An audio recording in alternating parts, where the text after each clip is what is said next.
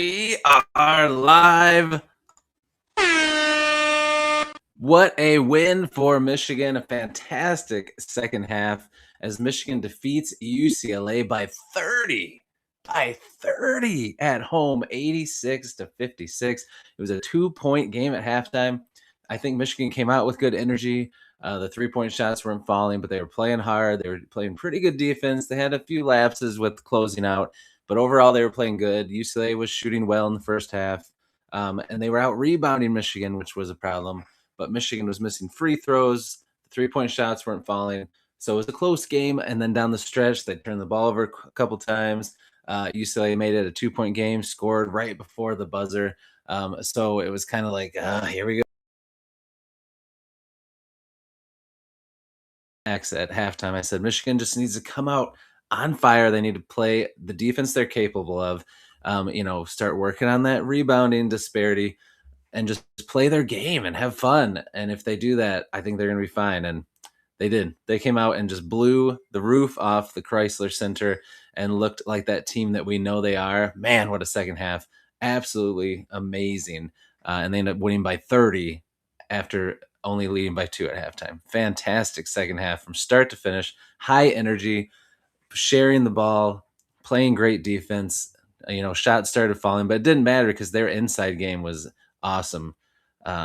Great passing. Oh, just such a fun team to watch when they're having fun. The smiles, and it was awesome to see them get Ademara involved. He had that sweet reverse alley-oop from Cadeau, and he's got a big smile on his face. Like, they love each other, and it was just great to see them really making sure that he had an awesome game and an awesome time and felt the love from his new team against his old team. We got some people popping in here. Brian Soul is here. Winning is nice, but don't get me started. Brian, come on. They won by 30. We have too high of expectations. We expect perfection across the whole game.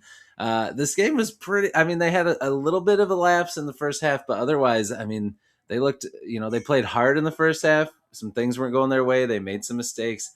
But man, the second half was like masterclass, start to finish. Much, much better. They adjusted, they learned, and they played tough. So I'm pretty happy. But yeah, I get you. At halftime, I was like, oh boy. But still, even at that point, they were up by 2. So sometimes we can be a little hard on them because we've seen what they're capable of. Jeff and Dress, what's up? Go Blue! Thanks for being here, my friend. Ray, the game was blacked out in Michigan. What? That's insanity. That's not even right. I didn't even realize that because now I'm in North Carolina, so I didn't know that you guys weren't able to watch it. That's a bummer. That would have been a good one for me to try to do a live stream during then, since it was blanked out. But probably wouldn't have worked out today. It's been a busy day. Let's see. Yeah, I'm with Brian. That sucks that you guys couldn't watch. Let's see. Duffy Dyer's here. When does Kaysen take the starting job from Godot?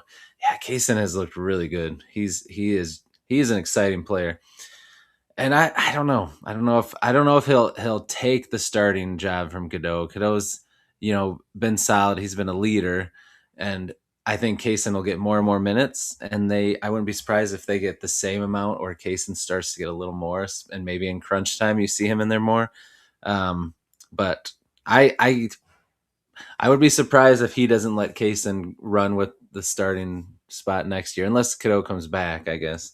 But we'll see. We'll see how it all shakes out. But yeah, I don't see Kaysen losing the starting gig, but I do think Kaysen's going to keep getting more and more time. If you end up looking at the minutes, which we'll look at in a minute here. Dying, waiting for fall to come back. I hear you. We all love the football. It's so much fun. But yeah, this basketball team is making that wait a little less tough, right? But I agree. I miss football. Can't wait till it's back. Especially now, Super Bowl's done. There's like nothing. I'll probably watch some spring football, some UFL or whatever the heck it is now. Although Michigan Panthers don't have a team this year, which is a bummer. But yeah, I know I miss it too. But this team makes it fun, and they looked really good today for most of the game. Yeah, I know, but I do think that they have shown times that they can win other ways. Like That second half wasn't just about them all of a sudden shooting good. It was them starting to control the paint with rebounding in the inside game, playing good defense, forcing turnovers and mistakes. Free throw shooting needs to get better though. They cannot be missing half their free throws. That's gonna be a problem, and they can't. And again, they need to play a complete game. But they're just so talented. Like they'll find. I feel like someone will step up. They'll always find a way to get through. But yes, when the tournament comes, especially NCAA tournament, they're going to be playing teams with just as much talent as they do. I mean, maybe not. They have a lot of talent, but they're going to play very talented teams. They're not going to be able to kind of get away with it. Yes, I agree. That play was awesome. What a great pass by Cadeau too. I mean, he threw it perfectly where he could just catch it. And well, he's so tall, he's basically standing up and just dunks it behind him. But man, that was fun. That was a fun second half. All right, let's take a look at some stats here. We'll take a look at the team stats first. See how it ended up. So let me share my screen. I've got everything queued up here. It'll just take me a minute to make sure it's ready to go. All right, let's zoom in on this so you guys can see it better. All right, so let's look at team stats here. No, that's not what I wanted. There it is. Okay, so field goal percentage, Michigan shot very good in the second half. They didn't shoot too bad overall in the first half. Its 3-pointers were terrible in the first half, but they shot much better, made a few in the second half. So they finished much better. UCLA went cold, but a lot of that was from Michigan's defense really ratcheting up in the second half. But here's the problem I have. Luckily, UCLA shot bad too from free throws, but 65%. Like I mean, we gotta get that up where maybe you miss one or two every game. It happens, but missing 9 free throws, especially when their style of game usually leads to a lot of free throws, they gotta hit them. They gotta hit them. That's got to be something we work on more. And I know Dusty May is definitely working on it, but the 65% free throw when you get that many is going to come back to bite him in the butt for sure. Rebounding, we ended up getting the edge in the end. We still got out rebounded offensively, but early on it was a bigger margin for UCLA. So the fact that we ended up leading in rebounds by the end shows that they really focused on that in the second half and did a much better job. A lot of assists. This team shares the ball and plays so well together. They had a few steals. They had a lot of blocks in the second half, which was just part of their defense intensity getting ratcheted up, which I just want to see them do that for a whole game. Points off turnovers was great. Fast break points. Points in the paint, they also turned that around and did much better in the second half. They kept their fouls down, which was great. And they were aggressive, which led to a lot of fouls on UCLA. And of course, they led pretty much the whole game. UCLA did not really lead much. So great team stats. Let's take a look at the box score. Let's see. Lindenborg had a great game, 17 points, shot well from the field. He did pretty decent with his free throws, 8 rebounds. He had a couple blocks, a steal. Just a great game for him. Morris Johnson, he's just like so consistent. He only had 3 rebounds, which is really surprising. So that's kind of a down game for him rebound wise, but he was perfect from the floor, 15 points, lots of energy. He had 3 steals. Like he still played a great game. Mara had a good solid game. He was really looking to pass and assist, but he had a good amount of rebounds. Shot well, had that sweet alley oop, and he was having fun. Cadeau, again, had a decent game. Only 1 turnover, 5 assists. That's a pretty good ratio. Scored 9 points. Three-pointer wasn't falling for him. Burnett had a great second half. Hit a couple threes. Just lots of energy. Always playing good defense. He's just solid. Even if the stat sheet doesn't show it, he's always solid. Oh, and then we had Kaysen again. Played a great 20 minutes. 13 points. Looked really good. Couple assists. He did have 3 turnovers, but it is what it is. He's more of an aggressive scoring guard, so that is something that I think he'll continue to work on. He really hasn't had a ton of turnovers the last couple games, so it's bound to happen. Rudy Gale, high energy as always, solid game. And McKinney didn't have a lot of points, but again, his ball handling and defense are so good. So great team win. Spread out scoring, which is just what this team's able to do. You never know who's going to take you out. And then let's look at UCLA. Bilodeau only had 10 points. Their leading scorer was Trent Perry. Their three big guys kind of had heavy minutes, and we were able to wear them down. Where you look at Michigan's minutes again here, and spread out pretty good. That's why our bench is so important. I mean, Kaysen, Gale, and McKinney having over 20 minutes, it really lets everybody get a breather. Lindenborg got 30, but I mean that's pretty usual. He's usually in there the most, but still, it's just nice to see how they're able to spread things out so well. Let me check the stats here, or stats comments here. I agree with you, Duffy. It was good to see Axel hit a couple threes. Yeah, if he's knocking down his threes at that kind of a clip, watch out. That one was pretty sweet when he got the pass, and I think it was Bilodeau. It looked like he was gonna go out on him, but he went with somebody else, and Axel's like, "All right," and he just spotted up and drained a three. That was sweet. And yes, Brian, the Ademara free throw watch, he did make one. He railed one home, so let's have a party. He is working on it, so hopefully, if he can get that in, like he's dangerous because right now, late in games that are close, they're going to want to foul him. If they can't do that, that's just. I mean, if you can have everyone on the floor, no one is a free throw liability. That's huge. So they got to keep working on that.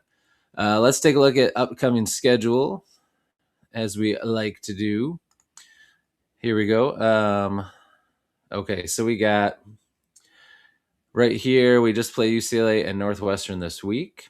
And this was Michigan's 10th win in a row, by the way. I usually start off talking about records. 24-1, 14-1 in the Big Ten. They've got a 2.5 game lead on Illinois for second place right now. And like I said, 10th straight win. They're winning by double digits. Like this team is, and they're not playing perfect all the time. So it's just amazing what this team is capable of. So we got a huge week. Probably the biggest week since that week where we played Nebraska and Michigan State. So they've got at Purdue Tuesday night. That is a huge game. I cannot wait for that one. And then next Saturday night, they play Duke. College game day. It's going to be a big thing they talk about. So we're going to get amped up for that one. We'll talk about that a lot in this upcoming week, both of these games. So I'll, of course, do a live post game like this. And then that Duke one, I might just have to figure out how to do a live during that one just because that's such a big game to see what we're made of.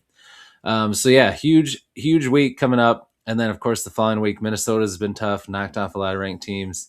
And then they got Illinois, who is in second place right now. So before we wrap up with Iowa and Michigan State. But this coming week, huge week. So look for a lot of content and talking about these two big games. And finally, let's check out the standings. They haven't updated yet. But like I said, Michigan's 14-1 now, 24-1 in the Big Ten, 10-game win streak. Illinois has lost a couple. Michigan State's on a losing streak. Wisconsin is rising, but the teams that could realistically catch us, Illinois, Purdue. So that Purdue game's huge. We already beat Nebraska. So things are looking pretty good. If we keep playing our game, I think we're going to be in good shape. So here, let's put this back on. We'll keep it on the team stats.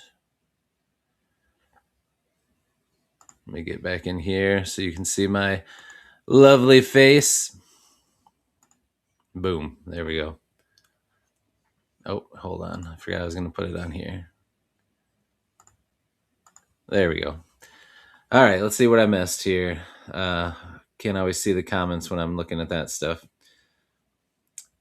Just Brian here. Let's see. Can we fast forward to Big Ten tournament? I know. Well, and that's going to be a long wait because Michigan's going to have the buys and the number one seed. So they're only going to have to win a couple games to get the ship. So we'll have the regular season championship locked up, hopefully. Depending on how this week goes, we can feel really good. If we knock off Purdue, it's looking pretty clinched. But yeah, they're going to have the regular season championship, hopefully, and then the tournament one, they really won't have to win a couple games, and who knows who will play. We'll have to wait all week.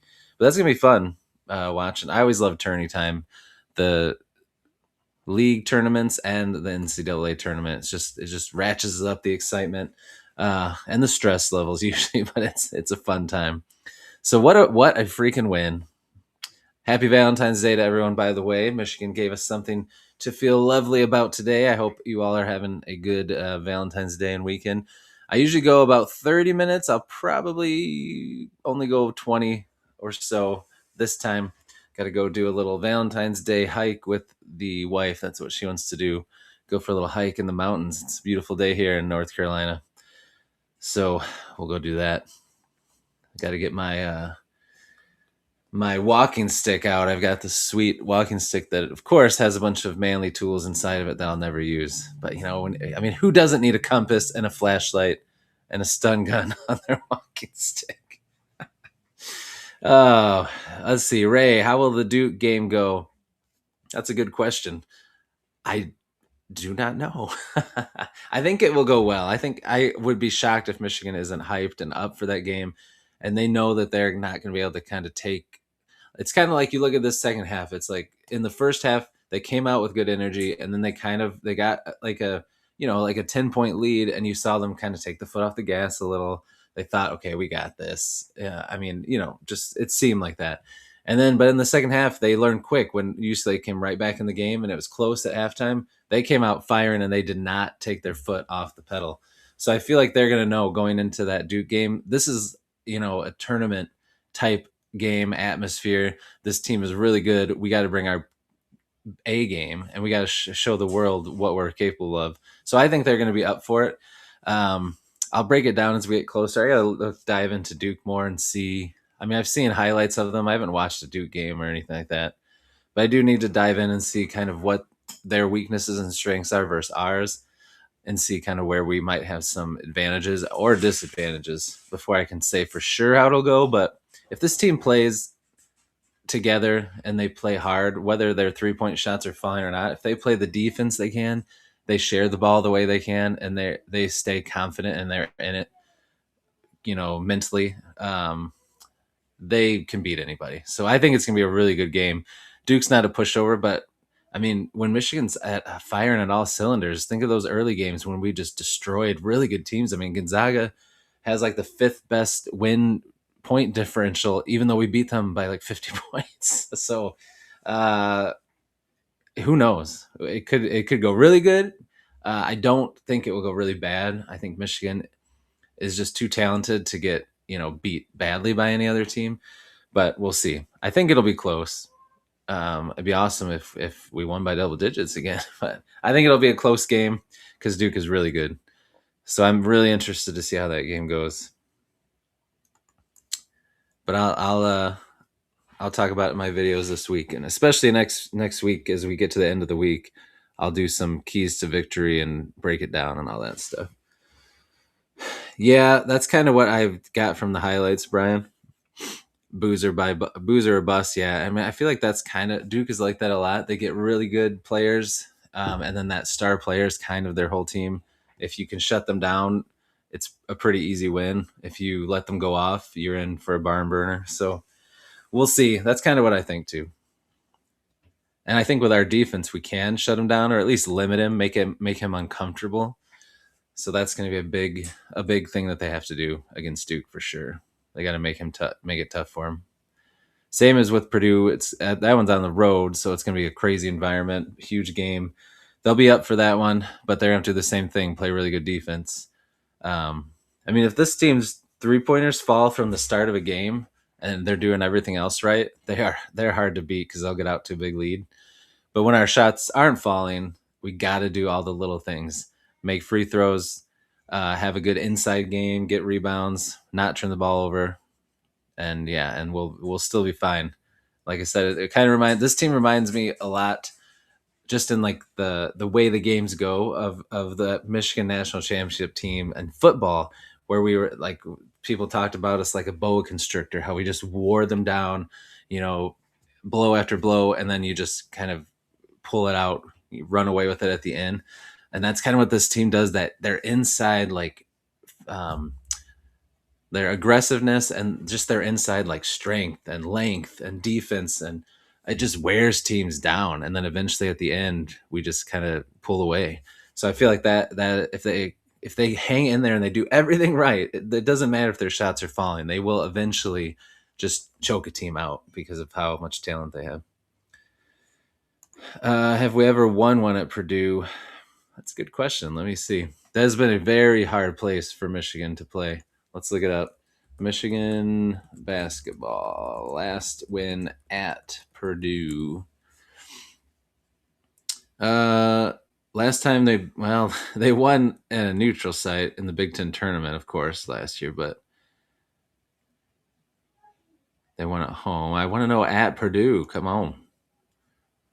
Last home win, last overall win. I asked for neither of those things. All right, let's look at the history. Oh, first, last 10. All right, away. Yeah, they've gotten skunked pretty bad every time they've played there. They've lost by 20 or more the last couple times. Oh, geez. Yeah, you're right, Brian. I'm having trouble. Okay, so the last time they won was the 2020 season at Purdue. So it's been a few seasons. So yeah, this will be a good monkey for this team to get off their back. I mean, it's not their monkey, but it's Michigan basketball in general. So yeah, you're right. They have not won one there for quite a while. It's been a few seasons. So yeah, we'll see how it goes. But they have beaten Purdue, so it's not like they can't beat Purdue. But they have not won in West Lafayette for a while. So that's a big one. Good point, Brian. That's something to keep an eye on. That's a tough place to play. Plus, they're a really good team always, and that place gets hopping. They love their Purdue basketball because football can be rough there. Ever since Drew Brees left. That's true. Well, I mean, in basketball, right? It didn't happen until the Big Ten tournament when everything got shut down. So I mean, at that point, if they beat them during the season, it counts. But yeah, I get what you're saying. Definitely, football doesn't count that year. That was crazy. So let's share this real quick. A little side note for those of you that are missing football. Michigan had an awesome hire today. Let me pull something up to show you.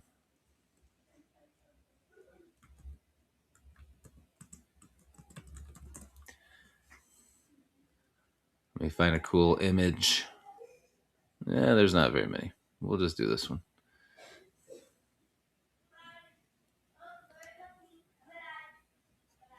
Come on. Maybe. Well, I'm trying to pull this up for a second. Here we go. So, Michigan, of course, today announced they were hiring their new defensive tackle coach, Larry Black from Vanderbilt. Let me share this tab so you guys can see. Boom, there he is. From Vanderbilt. Pretty awesome hire. I'm pretty excited about. I'll talk about it in tomorrow's video more and break it down, but he's been there since 2022, played college ball at Indiana, was in the NFL at the Bengals. He's been with Vanderbilt since 2022, done a great job recruiting. He's a really good recruiter, but he has those ties to the Midwest. And he's done so well that he was just promoted to co-defensive coordinator. So like another guy that's young, hungry, great recruiter, great coach, great personality. Players love him. So this was a fantastic hire that I'm really excited about. Whittingham just keeps making some banger hires. Let's see. We got some comments in here. Brian said Assembly Hall, Breslin Center make 3 hardest places. Yeah, I agree. They are really tough places to play, and the teams are always good, which makes it even harder. Yeah, Duke is a neutral site game. Yep. I forget where it's at now, but it's part of that Big Ten ACC thing. I think Michigan State's playing Virginia. No, Ohio State's playing Virginia. I don't know who the other teams are playing. I'll have to look. And yes, Larry is a great hire. And his brother played for Michigan as a linebacker back in the day. I think he was a linebacker. Jabril Black. I was like, man, who is that? And then I looked up a picture, number 55. I'm like, oh yeah, I remember him. Oh yeah, in DC. Yep. You guys are so smart. I don't even have to look stuff up. So yeah, awesome.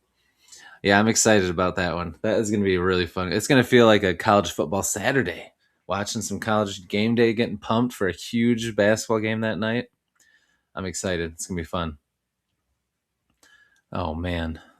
Here I am. I said I wouldn't go 30 minutes, and we're at 26 minutes almost. You guys are just too fun to hang out with. So yeah, I was excited about that hire. Nice little football news. So that was exciting stuff. Let's see. I'll go back on here. So that was good news. Exciting. Can't wait to see what him and Powell do recruiting. Two great recruiters right there. And hopefully they get my favorite recruit, the defensive tackle, Jeremiah Williams, who is a fullback running back who's 300 pounds and actually runs really well and has good vision. And they said he could play both sides of the ball. So that would be pretty awesome if they get him. So hopefully this hiring will help them get him and some other big ones. I think they made the top 10 for the number 2 defensive lineman in the recruiting class. I don't know if it's FAK. I don't know if it's pronounced Fakatu or Fatu. Like sometimes I don't know if it's silent. That's gonna make me sound dumb, but it is what it is. But he's really good, and he's in Michigan's top 10. Hopefully, this helps continue that. They've got some edges they're really going after, so exciting stuff. I think Michigan will be number 1 going into Purdue. I mean, the casual is going to look at this, and even most, like, the voters are not as hard on Michigan as we are. So they're going to see a 30-point win against a good, solid tournament team as of right now, UCLA, and they're going to be like, oh yeah, and then Arizona lost. I think Michigan jumps them and is going to be number 1, and then hopefully that doesn't get into their heads too much. But I think they will be number 1. Let me know what you guys think. Brian, I do like you guys a lot. I do love my wife though. Oh man. But yeah, I think Michigan will be number 1. I feel like it'd be hard to not. I mean, they just keep beating people by double digits, and now they win by 30. Come on. I mean, what a second half. That was insane. It was so fun to watch. They were just going nuts. That was awesome. And as a side note, I got to say, like, I'm not a huge Mick Cronin fan, UCLA's coach. He was talking some smack this week about Dusty May taking Mara and how he thinks he tampered and all this stuff. And he also is the same coach that after UCLA had lost, I think it was last year, lost a bad game, he came out and said it's not his fault. He's doing his job coaching. The players aren't doing their job. And it's like, oof, that's not a leader. It's like, even if it's true, you don't come out and say it and throw your team under the bus. Like, I don't know how he still has a job or how anybody wants to go play for him. Yes, 100%. He does. He yells at the refs the whole game. Yep. But exactly, he hasn't had the success Izzo did.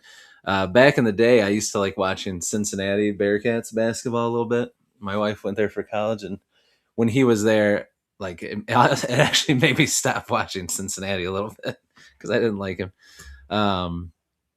So yeah, I think UCLA can do better, but as long as they stay decent, he'll probably stay there. But yeah, I definitely don't ever mind beating a Mick Cronin led team as well. So that was good, and good for Mara. It was good to see him just having a good time. And man, it's funny when you look at pictures of him last year on UCLA. He didn't have his little goatee beard. He looks so young. He looks so young. Oh, and he's definitely put on a little muscle this year. He looks filled out a little more too. So, I just love this team. I love our coach, and I'm excited to see what happens down the stretch. I know you guys are too. So yeah, for sure, I'll do a post game live for both games, but keep an eye out for that Duke game because I think next Saturday we don't have much going. So I really want to do a live stream and chat during that game. I think that would be fun. Oh yeah, back when the Fab Five, when we played them in that, was that the Elite Eight back then, they were so good. That was a tough game. That Michigan was down big and then came back and ended up winning. That was a great game. But yeah, they were really good in the '90s and into the early 2000s a little bit. But yeah, although they were pretty good a few years ago too. I think did they knock us out of the tournament one year? I'm trying to remember if that was when Howard was here or Beeline or what. I don't know. I could be wrong. I think they beat us one year in like the later on, or maybe we beat them. I don't know. It all blurs together. But yeah, overall, 90s UCLA was very, very good. And they haven't quite gotten back to that consistent. They'll have a year here and there, but you're 100% right. All right. Well, it is. We did reach the 30-minute post game mark that I like to hit. So I'm gonna wrap it up here. Got to go do the things, you know.